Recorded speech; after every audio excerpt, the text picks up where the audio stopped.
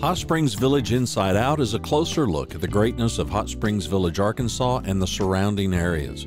People, places, experiences. Hot Springs Village is one of the most beautiful places on earth.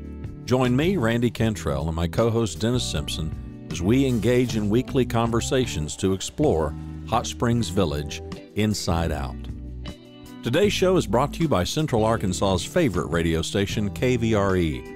Find them on the dial at 92.9 FM. Stream them live at kvre.com.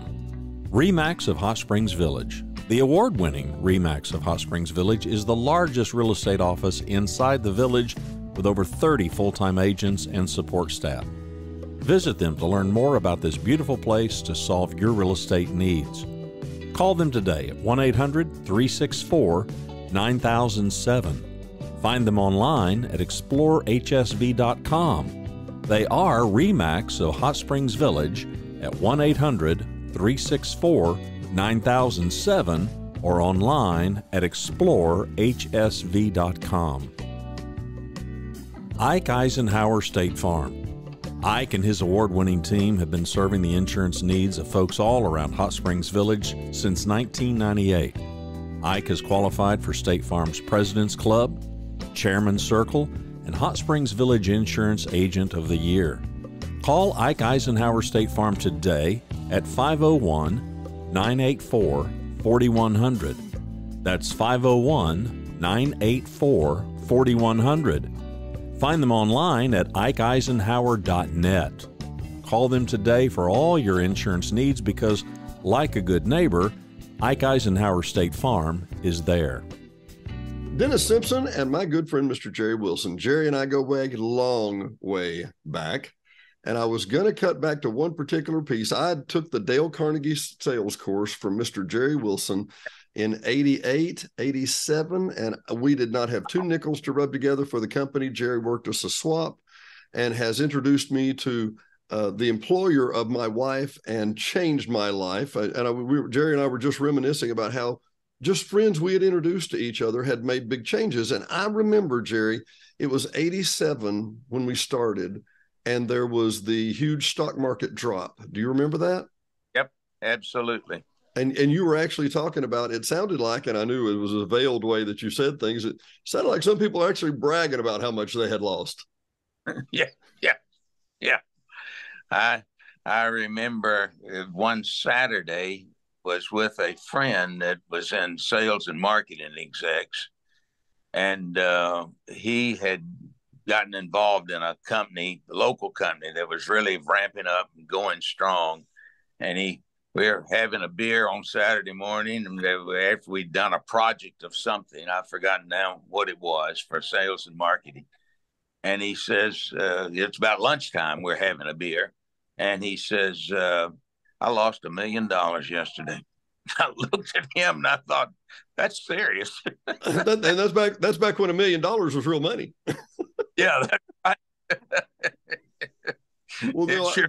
The reason I remember that, Jerry, is because when I have Don Gooch on our show one time, who's the president of Arvest here in Arkansas, wonderful guy. And I said, what do you see? What do you forecast? And he refused to give any answer. And I thought, well, okay. And I've asked other people and they won't make any comment. So I'm going to make a comment to you that I remember you giving me in 1987 to 88.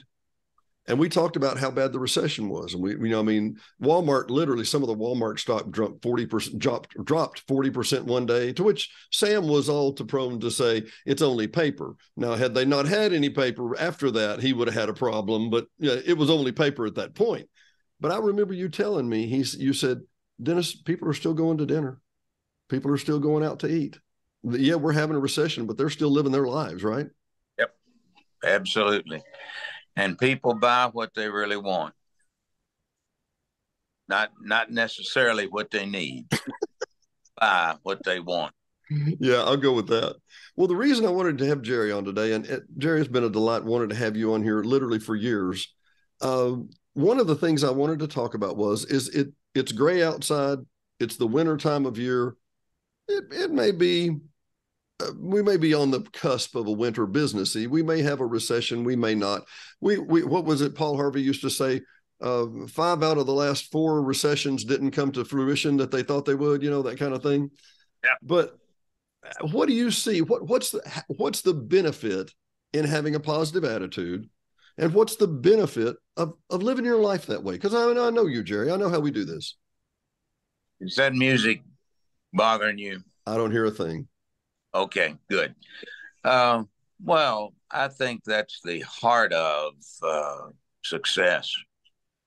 Not being a Pollyanna, but looking for the bright side or the positive side or the opportunities.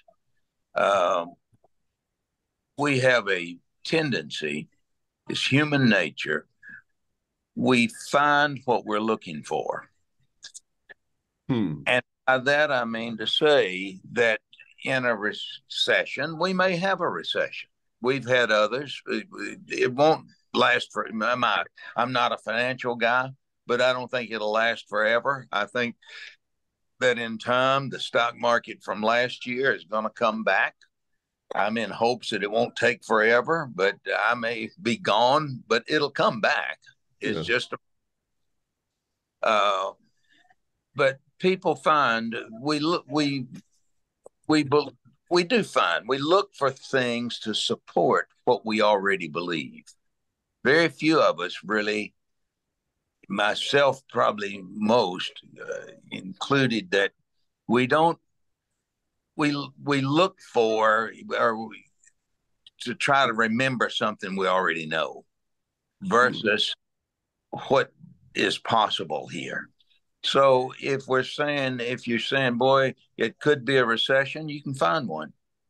You can find where the prices of eggs is going up, and I know all that's real, but you can focus on it till nothing else matters. Or you can say, we'll survive. We may eat one less egg, but we're going to survive. So I think that it is critical to look at things from a positive mentality, because if we don't, we get sucked into the negative. Well, it's funny you should say that, Jerry, because the very first phrase you said was not to be Pollyanna. And a lot of younger people may not even know what we're talking about here, but this glib, everything is fine, it's all okay, and we're never going to have a problem. You're not saying that at all. I know that.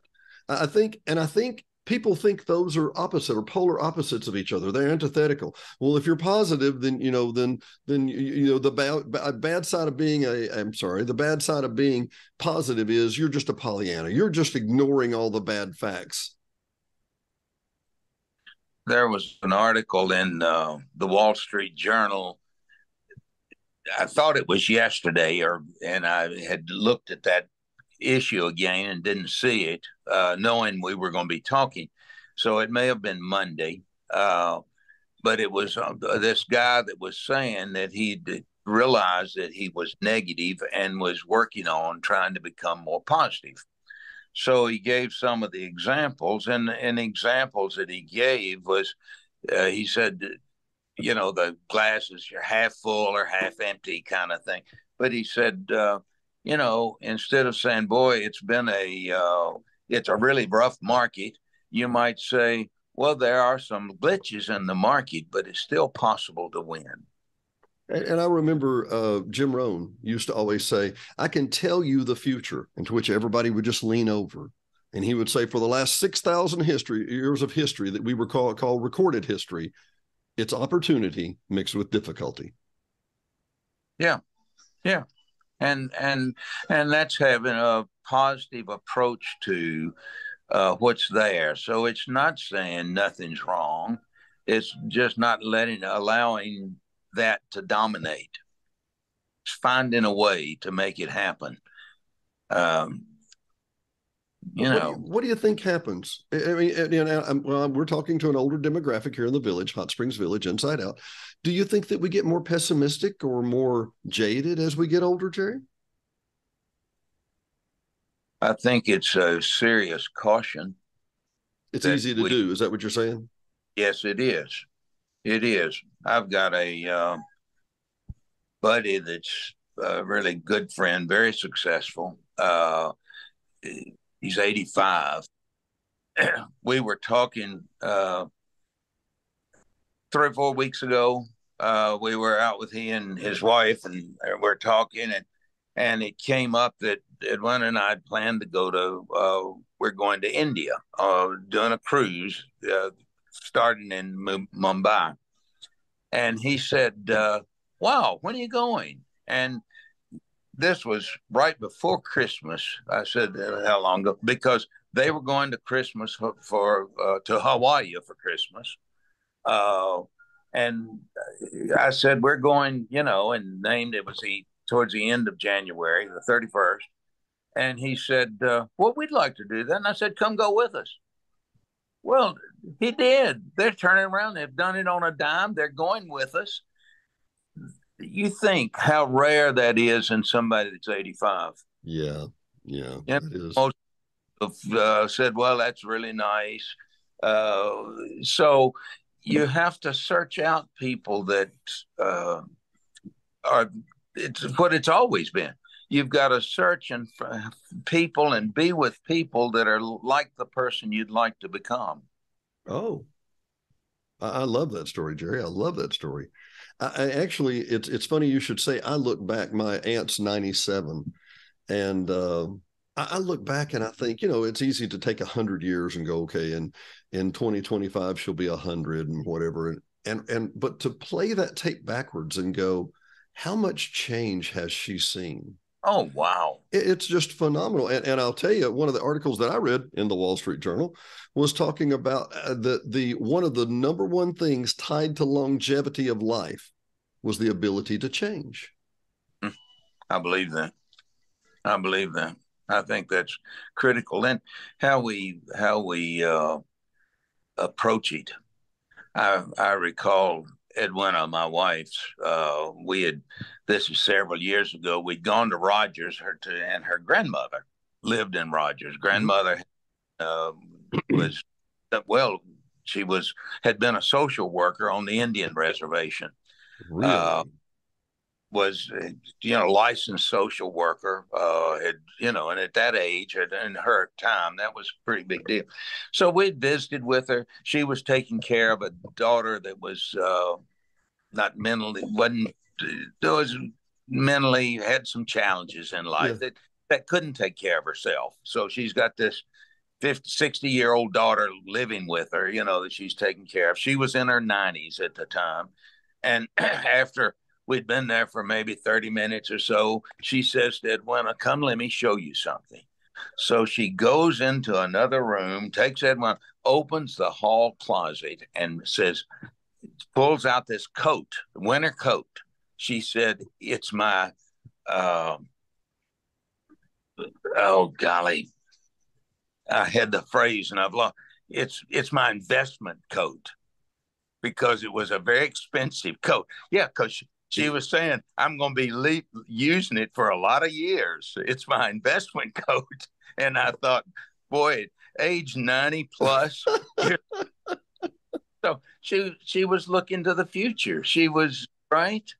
And my grandmother was 87, and I went to dinner with her one night. We'd go over and she'd cook some, and she was very country and very sweet. Her name was Momo. Everybody called her Momo Higgs. And it was out near Sardis, out on 88. And I pulled up there one day and went inside, and I said, "Well, how was your day, Momo?" And she said, "Well, I went to the nursing home to see them old people." Yeah.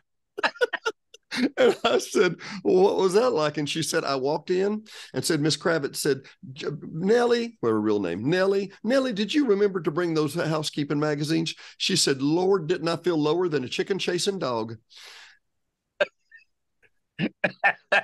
So those stories stick with us, Jerry, right? Yes, they do. Tell me more.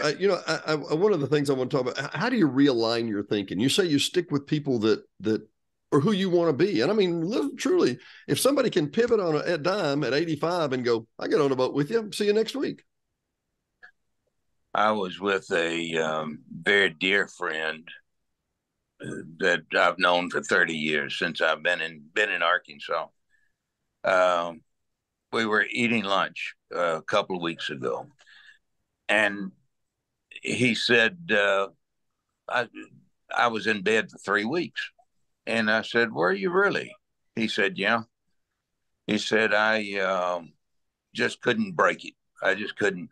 And he said, finally, I said to myself, you got to get out of here and you got to quit. He said, I'd thrown a wonderful pity party for myself. And he said, I decided I had to get out and go do stuff and not just sit here. Well, the reality is he's got a disease that his mother apparently had, that his muscles in his eyelids start closing. And he's had to have it operated on his eyelids twice. And they've now said to him, there's nothing left that we can do about anything about.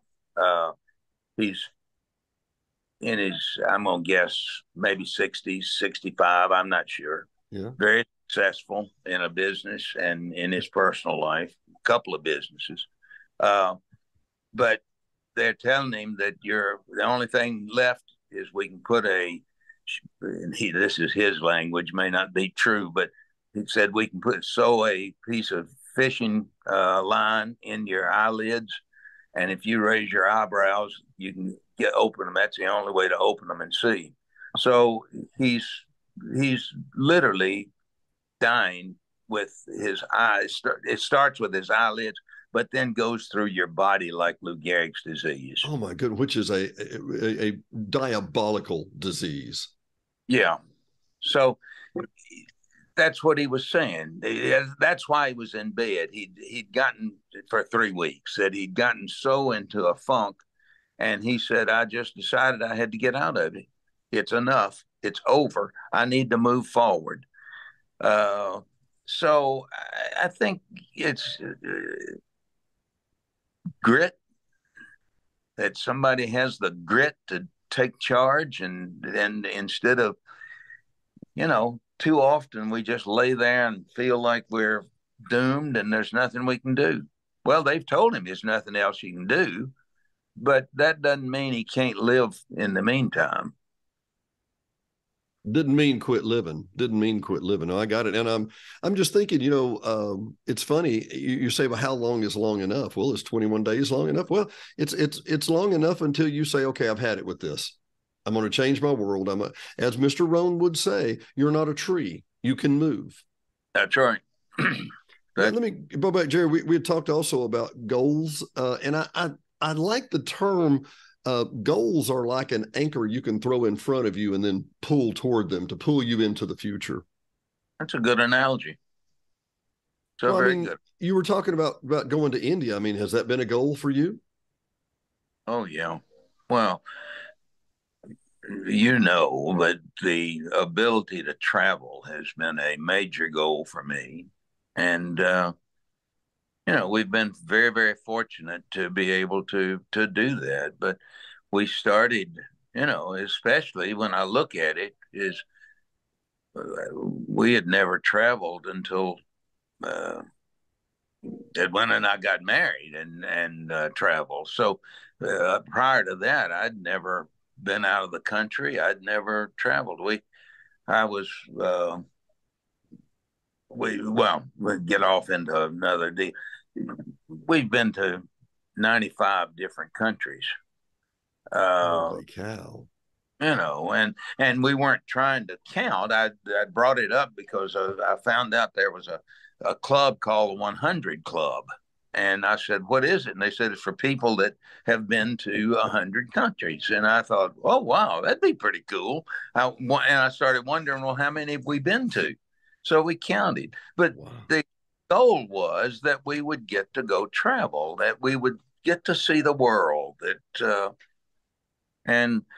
We have been very, very blessed, very fortunate in terms of doing that. But that resulted from just exactly what you said, the goal that, I remember the first time just scared me to death. And then we essentially have learned that adrenaline is a wonderful thing. That's a motivator too. Yeah, it is. It absolutely is. So, yeah, I really think setting goals for ourselves is still very important. I don't think there's, a stopping point for that. Well, I want to dig a little deeper for just a minute. And Jerry, if you would, I'd love to, just for good measure, I'd love to have you be a reoccurring guest if you would consider that, because I think you have so much to share. I really do. You're kind. You're Well, very, thank you. We discussed earlier, and I'll be over, if you don't mind, I'll mention on camera. Jerry introduced me to a guy who was the employer that I met Diane with, and has changed my world for the better in every way. So to say thank you is a little yeah, insufficient. I wanted to say though, Opportunity, but I made the most of the opportunity. Right? Is that right? I didn't blow it. That's right. Well, listen, I recall, if I'm not mistaken, in '87, I think you alluded to a struggling pot and pan salesman at one point. Would you tell that story, Jerry? Well, I was. And I'm sorry, and a little background. I didn't mean to interrupt, but I haven't given them any background on you at all. Okay. Well, I was grew up in a little, very small town, 3,500 people in Southside Virginia, and had gone to business school in Richmond, and was working at a Chevy dealer, the car wash. The cars used to come in from the factory, and they would have a coating all over them, like a protective coating that you had to use Varsol, which is like a kerosene, to wipe them down and clean them before you could wash them. I mean, so I was, my buddy and I had gone to work for this Chevy dealer, cleaning that Varsol off cars in the wash pit, but you're in a wash pit with kerosene, not kerosene, but like a kerosene. And obviously, that's not a place that you think you want to stay for the rest of your life. Even from a big old country boy like me, I knew that wasn't the final. I hoped it wasn't the final step.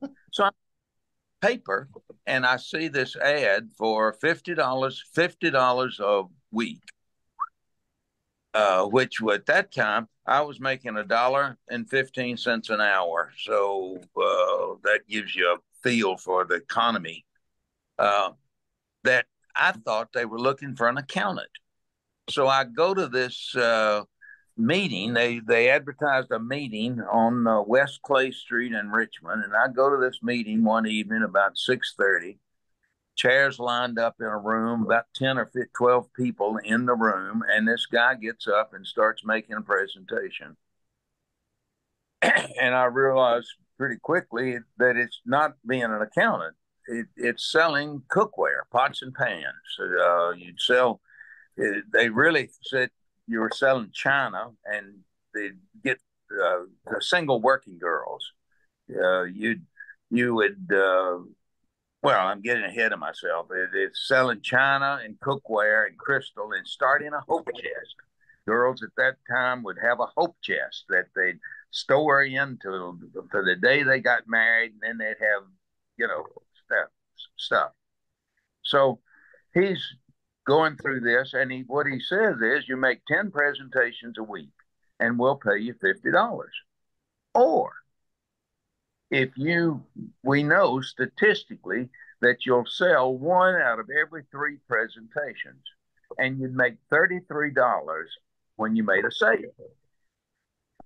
And they statistically knew that if you'd make 10 presentations, that'd be 3 times, right? 333. And I thought, being very bright, boy, I think I'll take the commission. Well, 3 months later, I'd broken every record that the Stonegate China Crystal Company had, because I still hadn't sold anything. And I can't tell you why I didn't stop, or why I didn't quit or give up, but I just felt like I ought to be able to do this. And I will never forget riding back. It was in summer. It was like in August. The way you'd get prospects is you'd go stand on the street in Richmond, downtown, close to the telephone company that had all the operators, that were a lot of young girls, single girls, or the electric company, or one of those. and you show them a picture of a silver coffee and tea service that they could win, that you'd enter them into this drawing to win this thing. You'd get their name and then follow back up, make an appointment to go show them the cookware. It was a method of being able to prospect. I mean, no fun and very hard on someone that was as shy and withdrawn as I was. But I remember after about 3 months, I was with this young lady. I'm in her house, and her mama's there with her, and she sees this and just falls in love with it. And I stumbled through writing up the order and sold it. And I rode back down through Richmond. That's the best feeling I'd ever had in my life. It was euphoric. And thank goodness, following that, I didn't continue not to sell, but I broke the bar, if you will, to get it done the first time. But that's what convinced me that what I wanted to do was sales, not be an accountant. Really? Well, Jerry, you brought up another point that I want to touch on real quick that I think is contemporaneous of something that we need to tell the youth today. Heck, we need to tell everybody. Self-esteem is a do-it-yourself project. I can't give you an injection. I can't talk you into it. I can't convince you have self-esteem. We can't chant positive things and give everybody trophies enough. We didn't have to talk to you about self-esteem after you sold that product, did we? No, it was still a lot there. There was a long way to grow, but persistence pays off, and it builds self-esteem. Success builds self-confidence or self-esteem. So getting, well, and your audience doesn't, but I spent my career with the Dale Carnegie franchise course. What we did was put people, whether it was in a sales class like you took, or whether it was in the leadership program, we put people in situations that they would have genuine successes and point out the successes to them. And that is what built self-confidence. Well, Jerry, if I can, number one, when we come back around, I want to talk about time management, if you don't mind. Whoops, I think we lost you. There we go. We're back. But I wanted to say, I was going to tell them the story about the 13th class that we had when I was in your class, and you called later that night. Can I share that story? I don't remember it. You'll remember it now, I promise. Okay. There was 13 weeks in the Dale Carnegie course. I showed up. It started at 6:30. I, for some reason, thought it started at 7. The very first week I showed up at 7, and luckily it wasn't the time management course. So I was good there, and every week, you guys would give out a little boutonniere, a little button, a little book, a pen, a little paperweight on your desk. And they were really cool. I liked all those. And about the first 5 or 6 weeks, I didn't win a darn thing. And I kept thinking, now, I think I'm pretty good at this. I'd give presentation, people would clap. And I thought, okay, I guess I'm pretty good. We get to week 9, we get to week 10, we get to week 11. And I'm like, I'd like one of those pens by now, by golly.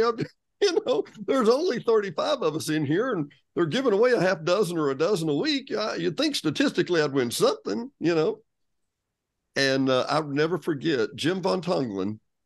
You remember Jim? Great guy. Yeah. Yep. Jim held up a book and he said, "This is a special award. No one else in the entire 13 weeks has won this award.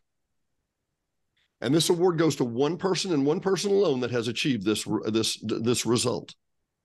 And this goes to Dennis Simpson for perfect attendance." What? What? So, as many times would be the case, we would go to Julie's after that and maybe have dinner, because we'd go right from work and right into this class, which, by the way, the Dale Carnegie sales class, you'll never have me say anything but fantastic things about. And for some reason I skipped that night. I was tired, whatever, drove home, phone rings about 10:30, and you'll have to pardon me, Jerry. Hey, Dennis, Jerry here. How you doing? I'm like, hey, I know this guy, right? I said, hey, Jerry, I'm doing good. You said, listen, we're putting together, is now a good time? I'm like, yeah, okay. And you said, hey, listen, we're putting together a class, and I wonder if you'd be an assistant teacher and help me with the next class. And I was like, man, I would be honored, Jerry. I would be thrilled. And I remembered, I said, but Jerry, there's one question I got to ask. I just can't figure out. I said, everybody else was winning all these awards and prizes, and I didn't win anything. And I'll never forget till the day I die, Jerry. I remember the phone got quiet and you said, Dennis, we sell self-confidence, and you didn't need any. you no amount of pens, books, or any other thing could have given me that. Yeah. But I realized I saw that, and so many times, and when we went back to do the sales course, and I came back twice after that. I remember that many people would say, wow, could you just come with me and sell my product for me? And I thought, I'm not doing anything you can't do. There's nothing magical about this. You just don't have the self-confidence to do this. It's no big deal. Yep. And and part of the time, Jerry, at that time, I was actually a music minister in Bryant. And I remember we would have people come up and sing solos or specials and whatever. And I remember what I would tell them every time, and that is, these people are pulling for you. They don't want you to mess up. They want you to do good. And the same thing with the sales class, the same thing with most class, the same thing with most of your coworkers. They want you to do good. They're trying to inspire you to do better. Right, Jerry? You bet. Absolutely. Absolutely. It's all about building people, because when you do, you build yourself. Would you say that one more time, Jerry Wilson? Yeah. Said it's all about building people, because when you do, you build yourself. How many years have you been doing that, Jerry? One way or the other? 40. Long time. Got lucky. Best things that happened was I got involved in the Carnegie organization. Literally changed my life. And that's good. It was a very, had a great mentor, and it was a great career for me. I needed it as bad as it needed. I don't know that it needed me, but it.